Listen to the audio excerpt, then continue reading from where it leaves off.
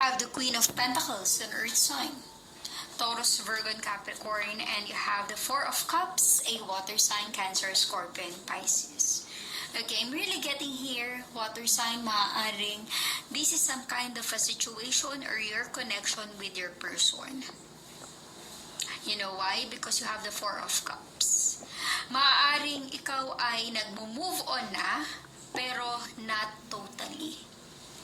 Hindi pa totally nakaka-recover. Maraming offer, opportunity, blessing na dumarating sa buhay mo, pero hindi mo ito napapansin kasi meron pang hindi makaget over. You have here the Queen of Pentacles. Maaaring ikaw ay single parent or solo parent, or ikaw ay connected with someone na alam mo yung very strong ang personality. Magaling humawak ng pera, madiskarte sa buhay. Kung ano man ang connection mo sa kanya. You also have the Judgment. Maaaring meron ng pinatutunguhan yung mga investment mo na nilaan. Diba? The Queen of Pentacles, maganda at masaganang buhay, yung natatamasa niya. Kasi pinaghirapan niya ito. But you have the Four of Cups. Posible air, water sign ang nakikita kong energy again. With this situation, maaaring may nanghihinayang na pinakawalan ka niya. Lalo na't ngayon nakikita niya kung ano yung laking improvement or pagbabago sa buhay mo, water sign. Ngayon nanghihinayang siya na nawala ka sa buhay niya.